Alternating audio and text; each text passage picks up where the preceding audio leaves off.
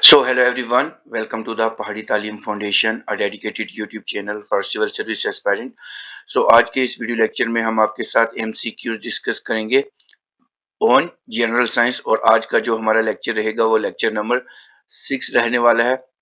सो ये वाले MCQs आपके finance account assistant exam JKSSB में पूछे जाएंगे और ये क्वेश्चन इतने ज़्यादा इंपॉर्टेंट हैं कि मैक्सिमम टू मैक्सिमम चांसेस रहते हैं कि ये सारे क्वेश्चन पूछे जाएंगे और इसमें कुछ एक्स्ट्रा इन्फॉर्मेशन भी हम आपके साथ शेयर करेंगे, डिस्कस करेंगे, जो कि आपके एग्जामिनेशन के लिए बहुत ज़्यादा इंपॉर्टेंट है। सो जितने भी नए व्यूवर्स हमारे चैनल पे विजिट करें वो हमारे चैनल को सब्सक्राइब कर दें और बेल आइकन को प्रेस करें ताकि नेक्स्ट वीडियो लेक्चर की नोटिफिकेशन आपके पास पहुंच सके।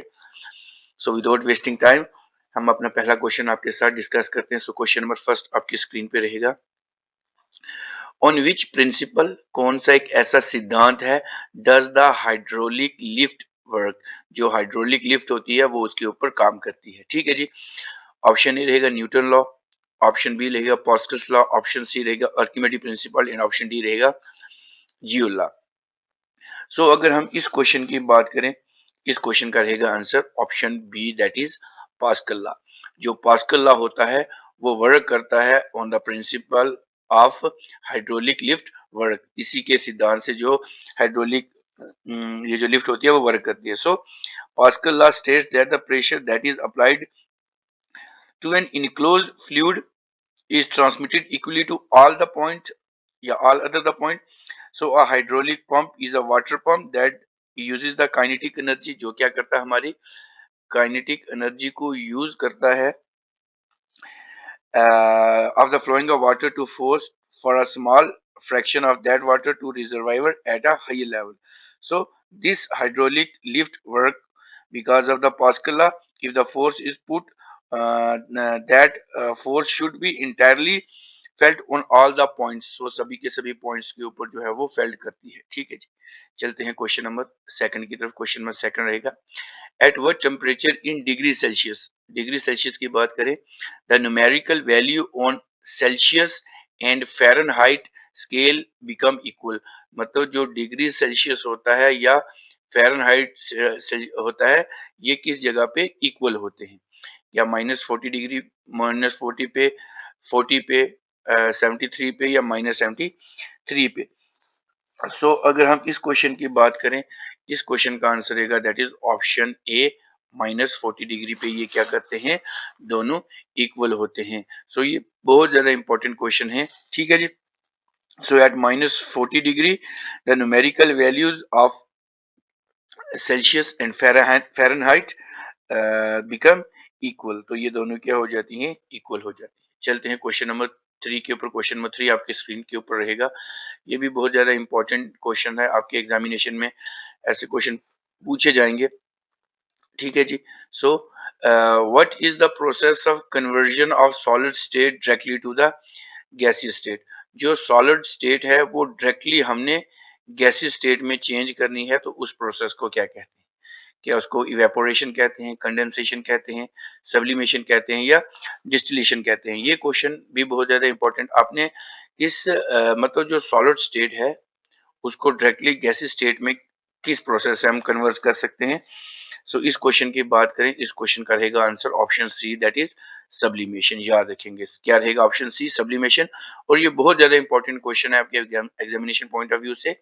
ठीक है। इस वीडियो लेक्चर का सबसे अगर आप इसको कर रहे हैं तो सबसे पहले आप आंसर खुद से अटेम्प्ट करें। मेरे बोलने से पहले ही आप अपने माइंड में या आप लाइव चैट में या अपने कमेंट बॉक्स में खुद से आंसर दें। फिर लास्ट पे आप अपने आप को एक्सेस करें कि आपके 10 आउट ऑफ 10 या जितने भी क्वेश्चन होते हैं उसमें से कितने आए हैं। ठीक है।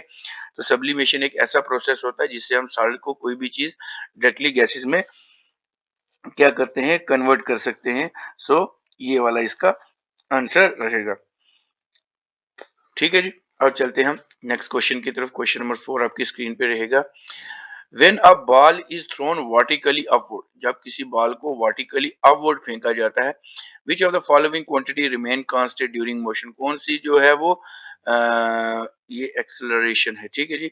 ये डिस्प्लेसमेंट है। ठीक है जी। तो कौन सी क्वांटिटी है जो वो कांस्टेंट रहती है? क्या एनर्जी कांस्टेंट रहेगी, डिस्प्लेसमेंट रहेगी, वेलोसिटी रहेगी या एक्सेलरेशन?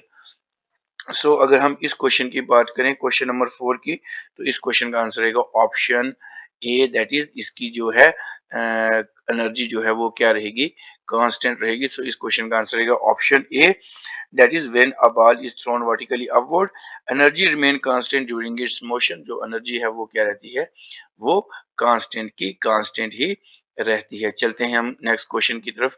क्वेश्चन नंबर ये रहेगा 5 आपकी स्क्रीन के ऊपर।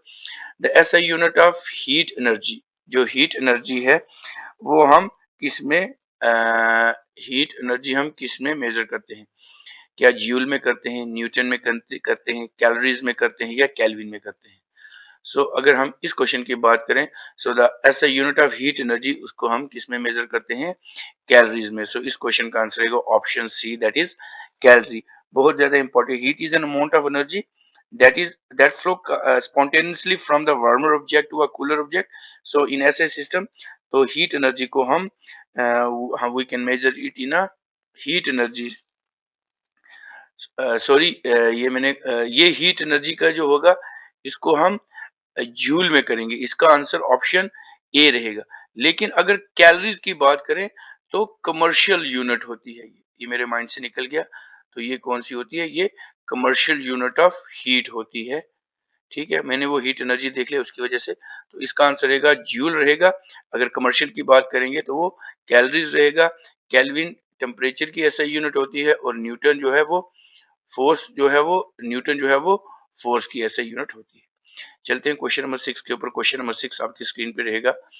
If the orbit of a plane is an ellipsis when there is a point at which sun locate, sun कहाँ पे लोकेट करेगा, क्या सेंटर में करेगा, सरकम सेंटर में करेगा, इन सेंटर में करेगा, या ऑप्शन डी फोकस पे करेगा। अगर हम इस क्वेश्चन की बात करें, इस क्वेश्चन करेगा option D, that is the sun is locate at the, कहाँ पे करेगा, option D that is focus पे करेगा। अब क्वेश्चन नंबर 7 रहेगा। द स्लाइडिंग फ्रिक्शन, जो हमारी स्लाइडिंग फ्रिक्शन होती है, is dash then the static friction. वो स्टैटिक फ्रिक्शन से क्या होती है, क्या डबल होती है, सेम होती है, ग्रेटर होती है, या स्मॉलर होती है।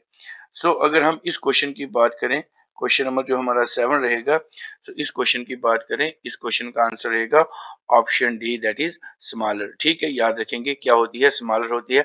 The sliding friction is always smaller, क्या होती है, स्मॉलर होती है देन द स्टैटिक फ्रिक्शन। इस क्वेश्चन का आंसर रहेगा ऑप्शन डी।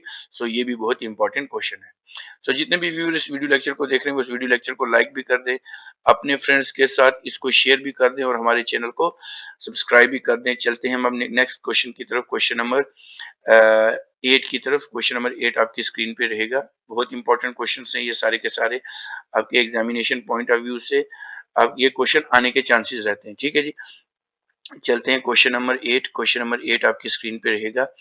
केल्विन, ठीक है जी, दैट इज डोनेटेड विद के, लेटर के।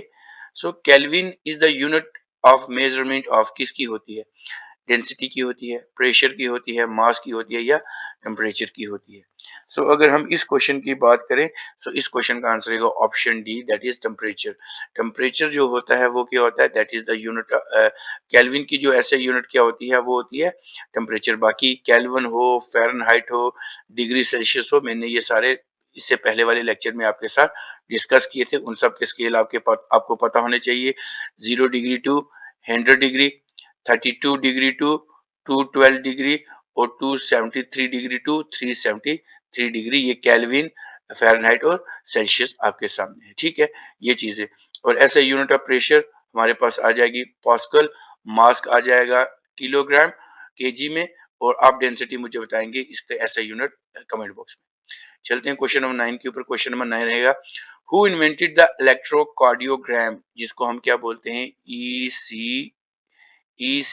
ये किसने इन्वेंट किया था, विलियम एवेंटोवन ने किया था, विलियम एनवोथ एंथोवेन ने किया था, एडवर्ड जेनर ने किया था, Antioch D ओलोवा and Charles Wood ने किया था, या कार्ल बेंज ने किया था।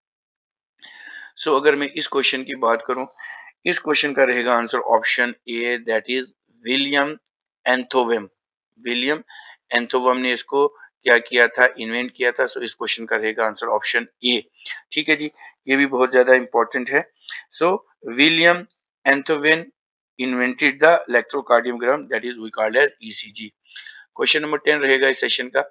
If the speed of object in object moving along a straight line keep changing, अगर एक स्पीड है किसी ऑब्जेक्ट की वो चेंज हो रही है, मतलब यहाँ पे 4 किलोमीटर पर आवर थी, यहाँ पे 5 हो गई, यहाँ पे 6 हो गई, यहाँ पे 8 हो गई, वो भी स्ट्रेट लाइन में, तो इस मोशन को हम क्या कहेंगे? क्या इसको यूनिफॉर्म मोशन कहेंगे, पीरियडिक मोशन कहेंगे, सर्कुलर मोशन कहेंगे या नॉन सर्कुलर मोशन कहेंगे?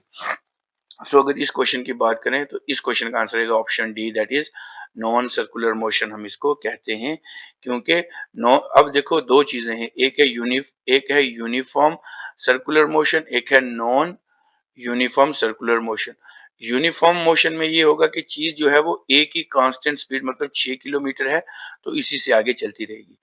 नॉन यूनिफॉर्म में है, यहाँ से अगर 6 चली है, यहाँ 7 भी हो सकती है, यहाँ 8 भी हो सकती है, यहाँ फिर 4 भी हो सकती है, तो ये क्या होगी, जो स्ट्रेट लाइन में अपनी स्पीड को चेंज करते रहेंगे वो नॉन यूनिफॉर्म होगी, और जो चेंज नहीं करेंगे कांस्टेंट रहेंगे उसको हम क्या कहेंगे, कांस्टेंट यूनिफॉर्म मोशंस कहेंगे. ठीक है.